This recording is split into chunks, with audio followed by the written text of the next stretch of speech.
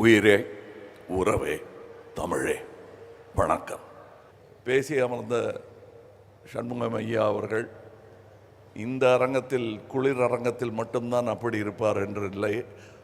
அவர் ரொம்ப cool and collected man. அவர் இனிஷியலுக்கும் அதுக்கும் சம்மந்தம் இல்லை, இது அவருடைய குணாதிசயம். கல்வித்துறையில் யாரை கேட்டாலும் ஐஸ்ரீயா அவர் எனக்கு தெரியுமே அப்படிம்பாங்க. கலைத்துறையில் யாரை கேட்டாலும் ஐஸ்ரீ என் நண்பர் என்பார்கள்.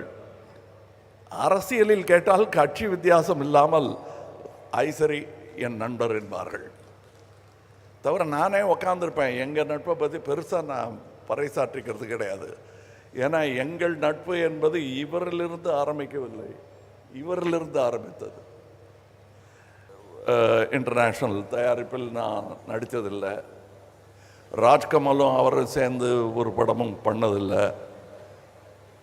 ஆனால் என்னையும் அவரையும் சேர்த்து பிணைக்கும் அந்த நட்பின் காரணம் என்ன? அந்த பிணைப்பின் பெயர் எம்ஜிஆர். எம்ஜிஆர் அவர்கள்தான் எங்களை நண்பர்களாக, சகோதரர்களாக மாற்றினார் என்றால் அது மிகையாகாது. இது நானும் இவர் மாதிரி தான். இங்கே எனக்கு என்னென்னமோ பட்டங்கள் சொல்லி இங்கே என்ன வரவேற்றார்கள். என்னுடைய உண்மையான அட்ரஸ் என்ன என்றால், நான் சினிமாவின் குழந்தை. எனக்கு சினிமாவை தவிர வேறு எதுவும் தெரியாது. அந்த வழியில் அது பண்ணிக்கிட்டே இருக்கும்போது கற்றுக்கிட்டது தான் எல்லாம். என் மொழியும் என் கல்வியும் இப்பொழுது நான் பெற்றிருக்கும் பட்டங்களும் எல்லாமே எனக்கு சினிமா கொடுத்தது தான். அப்படிப்பட்ட சினிமா ஏதோ தேஞ்சிக்கிட்டே இருக்கிற மாதிரி எனக்கு ஒரு பயம் ஒரு 20-25 வருஷத்துக்கு முன்னாடி வந்தது.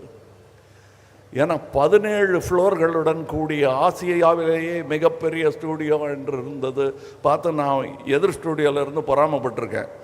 சரவணன் சார்கிட்ட போய் சொல்லியிருக்கேன், ஏன் சார் நம்ம இன்னும் ஒரு 15-20 சொன்னால் நம்மது 20 ஃப்ளோர் வச்சோம்னா ஆசியாவிலே பெரிய ஸ்டூடியோ நம்ம ஸ்டூடியோ ஆகிடுமே அப்படின்னு சின்ன பையனாக இருக்கும்போது சொல்லியிருக்கேன். சரி நீ பார்த்துப்பியா அந்த 10 ஃப்ளோருன்னு கேட்டார். இப்போ அந்த பொறுப்பு சுஷ்மிதா அவர்களுக்கு இருக்கிறது. நீங்கள் பார்த்துக்க போகிறீங்க. நான் பயந்து ஐயையோ முடியாதுன்ட்டேன். நான் அப்போ சின்ன வயசு தான், நானும் தைரியமாக முடியாதுன்ட்டேன். ஆனால் நீங்கள் இவ்வளோ பெரிய பொறுப்பை ஏற்றுக்கிட்டு இருக்கீங்க. உங்கள் அப்பா காதில் கிசுகிசுத்துக்கிட்டு இருந்தேன். இன்னும் அமெரிக்கன் ஸ்டூடியோஸ் எல்லாம் நீங்கள் போய் பார்க்கணும், அதையெல்லாம் இங்கே கொண்டு வரணும். நான் பார்த்த அந்த 17ங்கிற அந்த நம்பரை தாண்டிட்டார், 20 போட்டார். இங்கே ஆசியாவின் மிகப்பெரிய ஸ்டூடியோ இன்று இங்கே இருக்கிறது. அது இங்கே இருப்பது நியாயம்தான். காரணம், இந்த பேன் இண்டியா மூவி என்பதை துவங்கியதே சென்னை தான். இங்கே எத்தனை படங்கள் எடுத்துக்கொண்டிருந்தார்கள் என்பது, இதுதான் hub. Pan India film making hub என்றால் அது சென்னை தான். மும்பையிலும் பெரிய ஒரு இண்டஸ்ட்ரி இயங்கிக் கொண்டிருக்கிறது என்றாலும் அவர்கள் அந்த மொழியில் மட்டுமே படம் எடுப்பார்கள், அவர்கள் மொழியிலேயே படம் எடுப்பார்கள். ஆனால் இங்கே ஏவிஎம் ஆகட்டும், மற்ற ஸ்டூடியோக்களாகட்டும், நிறுவனங்களாகட்டும், இயக்குநர்களாகட்டும், பல மொழிகளில் இங்கிருந்து படம் தயாரித்து அங்கு சென்று கொடி நாட்டி வந்தவர்கள்.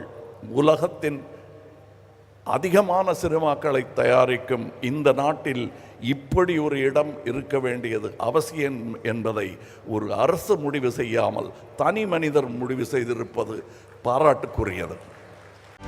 செய்திகளை உடனுக்குடனும் துல்லியமாகவும் தெரிந்து கொள்ள சப்ஸ்கிரைப் பண்ணுங்க.